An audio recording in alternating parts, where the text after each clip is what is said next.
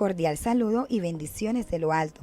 La CDA Los Galácticos, en el marco del programa Todos Aprender, abordaremos el tema Gestión de ambientes de aprendizaje.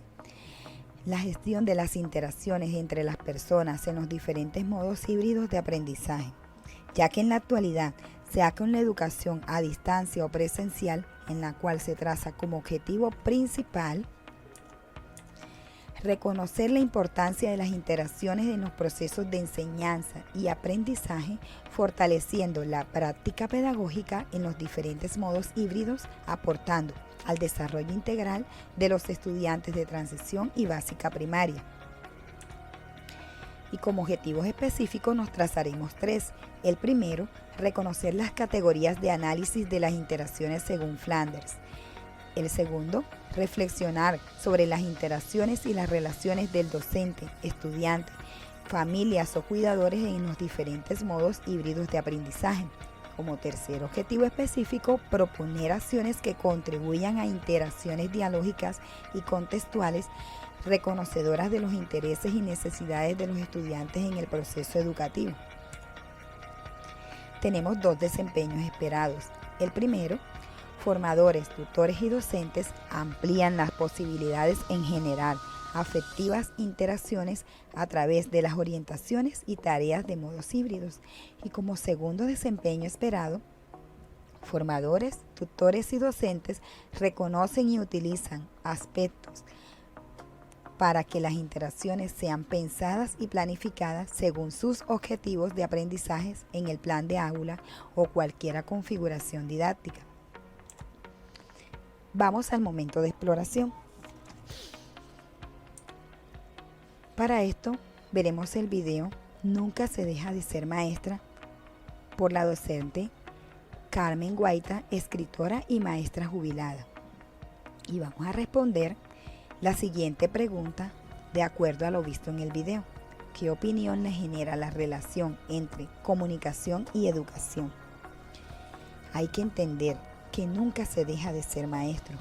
Una maestra que educa en valores sociales, todo lo que tú haces en clases tiene significados en clases. Tenemos un compromiso ético. Es un privilegio ser maestra, ya que los estudiantes deben formar parte de nuestra vida. Quien lo prueba, lo sabe. Llegaremos al momento de estructuración. Para esto hay una pregunta. ¿Cuáles son los fundamentos teóricos y conceptuales de la comunicación, el lenguaje y las interacciones en el desarrollo y el aprendizaje de los estudiantes? El primero es enseñar como una acción comunicativa a través del lenguaje. Las interacciones sociales, el diálogo y creación del sentido del otro. El acto de enseñar es una acción comunicativa que se vale del lenguaje y según cómo lo usemos puede determinar el éxito o el fracaso escolar. El lenguaje tiene el poder de transmitir emoción para generar la motivación y el positivismo para el aprendizaje. Una buena instrucción puede influir en el proceso del interpensamiento y en el desarrollo del niño. Y el último es el intercambio de subjetividades, de expectativas, de experiencias y de comunicación. ¿Qué son las interacciones? Las interacciones no es más que un proceso social de intercambio verbal, oral y escrito. Las dinámicas de comunicación para el aprendizaje, el lenguaje puesto en acción para la construcción del conocimiento, la influencia de procesos y emociones sociales y cognitivas, y definir la actuación del maestro o la actuación del maestro para generar acciones en el estudiante. ¿Qué son las interacciones en la educación inicial? El concepto de interacción en la educación inicial se refiere a cómo el docente se relaciona con los niños, consigo mismo, con los demás y con su entorno.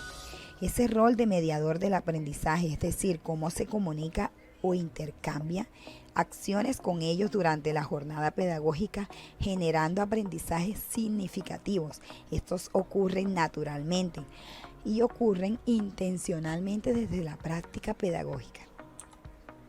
¿De qué manera se pueden dar las interacciones? Se dan en dos escenarios, en el escenario presencial y en el escenario no presencial. En el escenario presencial se dan de forma sincrónica. Es esa interacción cara a cara.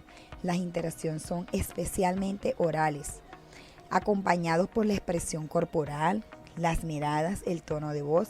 Y en el escenario no presencial se da de forma sincrónica y asincrónica, por una interacción mediada por las TIC.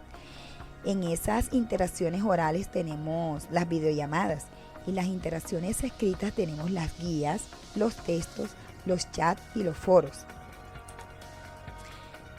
¿De qué manera se pueden dar estas interacciones? Expresan que el diálogo del docente con el estudiante se haga a través de las consignas e indicaciones u orientaciones que se plantean como textos planificados y como acciones mentales para desarrollar tareas académicas entre pautas, indicaciones y orientaciones.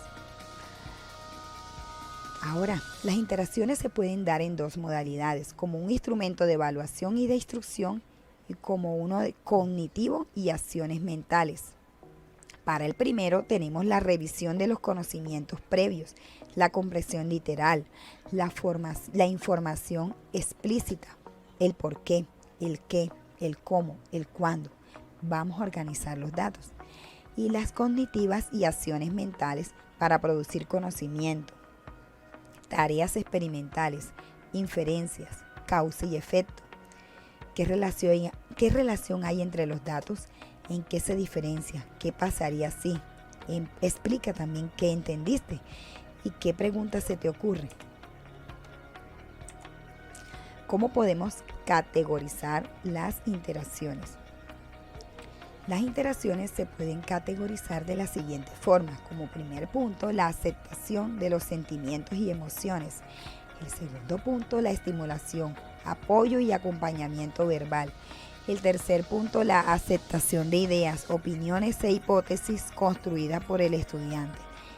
El cuarto punto, la elaboración de preguntas inquisidoras, indagadoras y retadoras.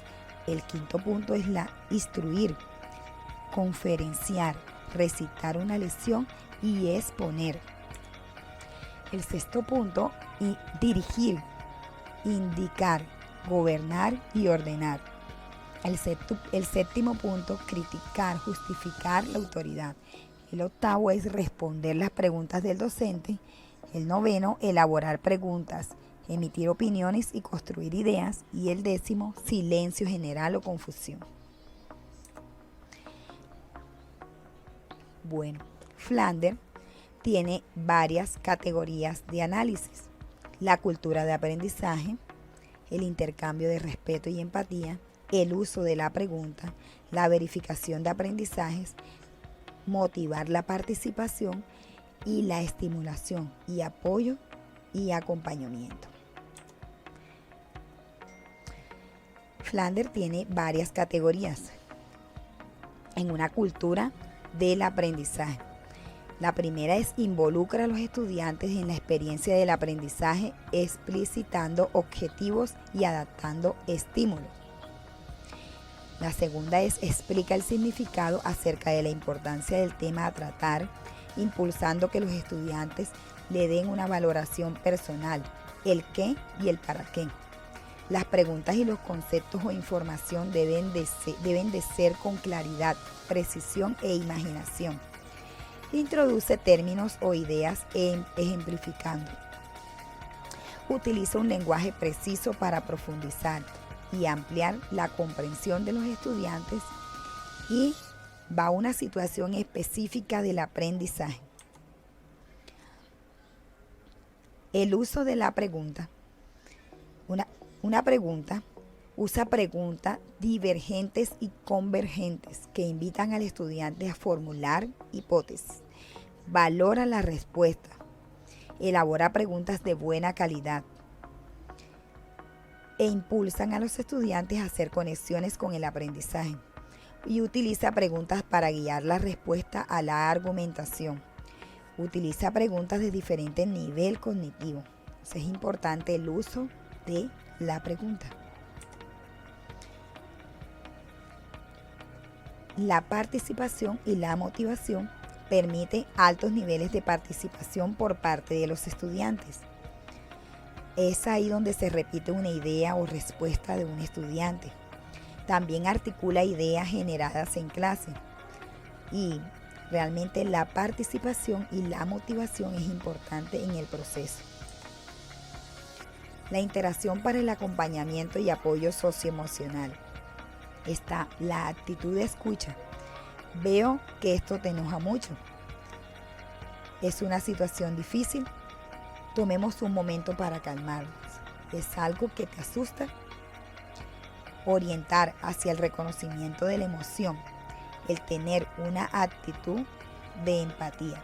Todos estos aspectos son importantes. Ahora, ¿cuáles son los roles y las responsabilidades de los participantes en el proceso de enseñanza y aprendizaje? Todos tienen un rol diferente. El estudiante, el directivo docente, el docente y el padre de familia. El estudiante llega a ser siempre el centro de atención.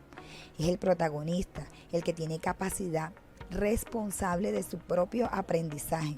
Y el aprendizaje debe de ser autónomo, creativo y participativo. El directivo docente lidera, es el que lidera, dirige, orienta, acompaña el desarrollo de los procesos de planeación, dirección, orientación, administración de la educación en el establecimiento. El docente planea, diseña, orienta, acompaña, estimula, guía, construye conocimiento, fomenta la autonomía y la creatividad. También reconoce las características de sus diferentes contextos. Y el padre de familia es ese que juega el papel de acompañar en el proceso educativo del estudiante. Vamos al momento de la práctica. Reconozcamos los siguientes aspectos para la gestión de las personas desde las interacciones. El siguiente aspecto es los momentos o fases del plan de aula y las configuraciones didácticas. El segundo es el rol y las responsabilidades de los participantes en el proceso educativo. La información teórica y conceptual sobre las interacciones. Otro punto es los espacios donde se generan las interacciones y el último, las alternativas para la presentación del servicio educativo, sea presencial o no presencial. Vamos al momento de transferencia. En esta etapa de transferencia resolveremos esta pregunta. ¿Qué ajustes le harían para propiciar mejores interacciones en las aulas de clase y en las guías, en el programa de radio, en los mensajes de texto, en los foros, en las conversaciones, etcétera? Y en el momento de cierre, ¿qué se lleva de este taller para generar efectivas interacciones desde la planeación y la retroalimentación de cualquier configuración didáctica? Muchas gracias, profesores. Muchas bendiciones.